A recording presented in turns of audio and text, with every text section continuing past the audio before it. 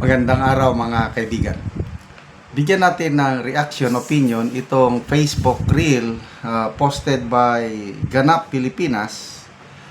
Interview ni Ted Filon kay Professor Cielo Magno. Pinag-usapan nila yung biglaang pag-increase pahayag ng Pangulo na tinaas niya ang sahod ng mga AFP, PNP, and other military uniform personnel.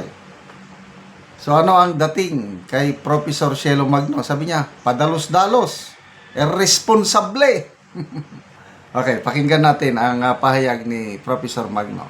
Paglas no, Manong Ted, halatang may kaba sa Pangulo dahil katulad ng sinabi ko, itong mga salary adjustment na to, ang pension adjustment, ay naging very political at nakikita natin ngayon sa kasalukuyang sitwasyon na talaga sigurong may pangamba ang Pangulo at gusto niyang mapasigurado ang patuloy na suporta ng military and uniform personnel sa kanya, kaya nagkaroon ng adjustment sa salary. Yun lamang ang nakita kong very obvious reason kung bakit nagkaganito at biglang inihapon.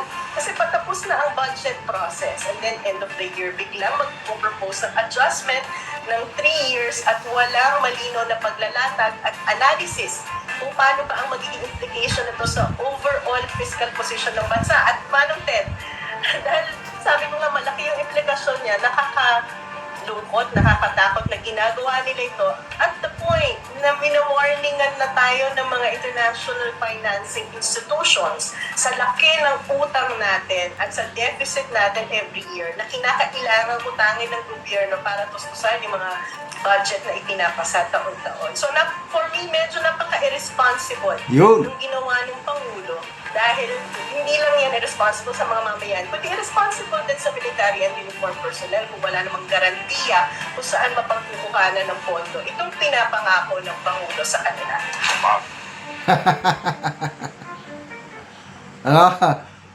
Padalos-dalos, irresponsable. Masakit yun, ha?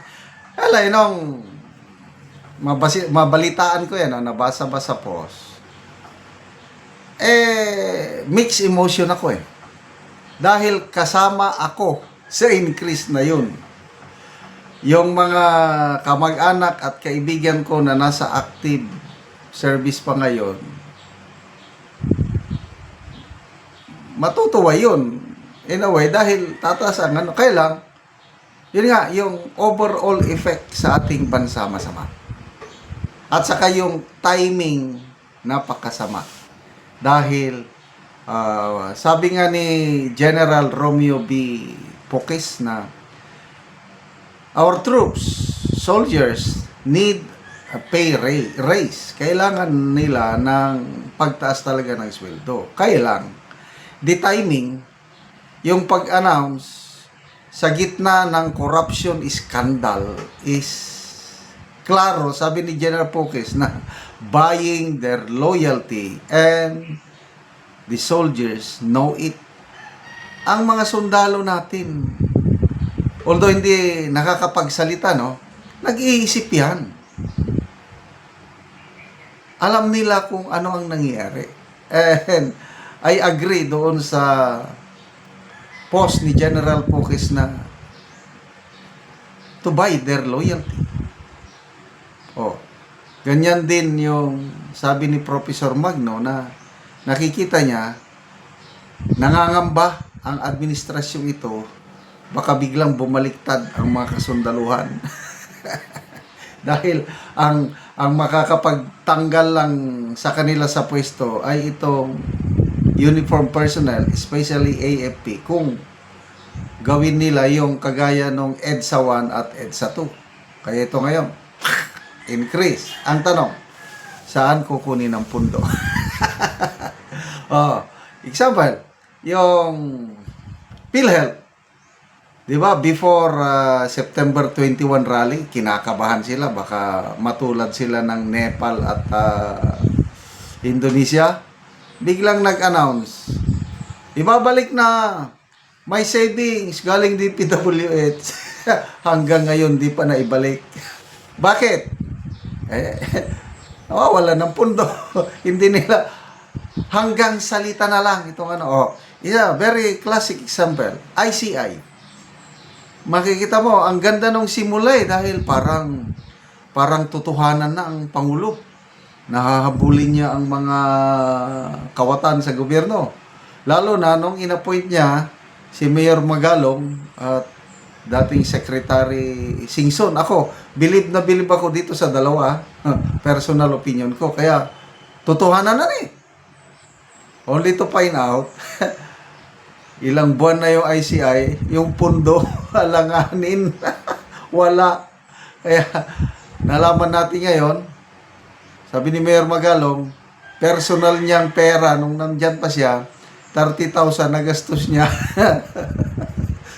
naging charity na lang niya sa ano, si Secretary Singson naman, sabi niya, para kaming mga sundalo, sinabak niyo sa gera, wala naman kaming bala at armas, ano ba yan?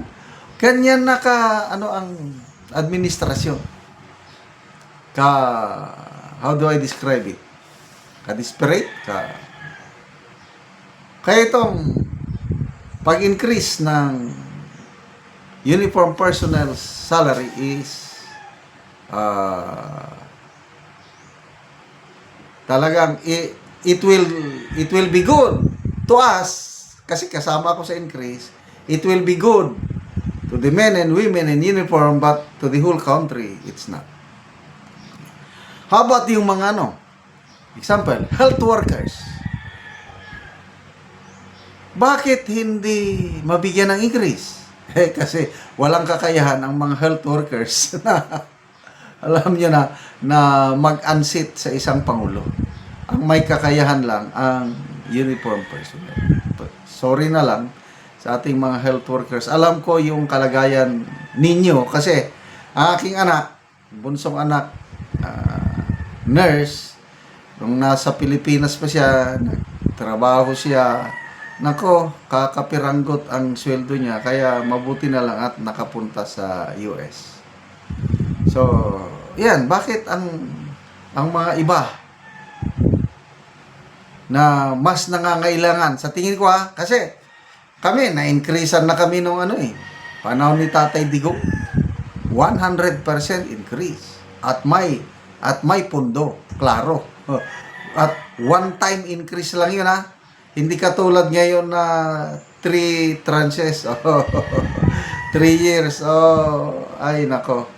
Salamat mga kaibigan sa inyong pagsubaybay sa ating channel. Nakakatulong kayo ng malaki sa tribong Talandig ng Bukidnon dahil ang sweldo natin sa channel na ito is pantulong po sa tribo.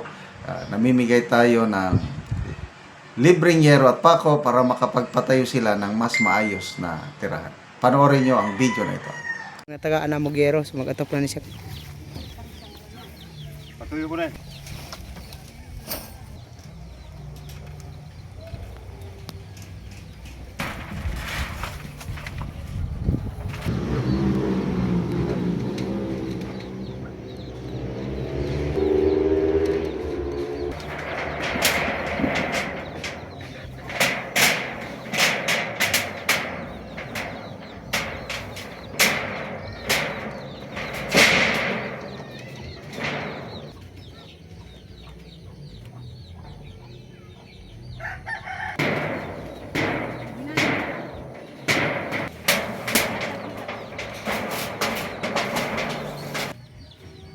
Karon naman nagyud sa pag-atop, so may nagyud siya nga atop kay kuha man naman. Salamat sa Ginoo og sa nagtabang nga sen. Dagan jud kayo salamat. Dili na ko maulanan kay nakahuman ako og atop.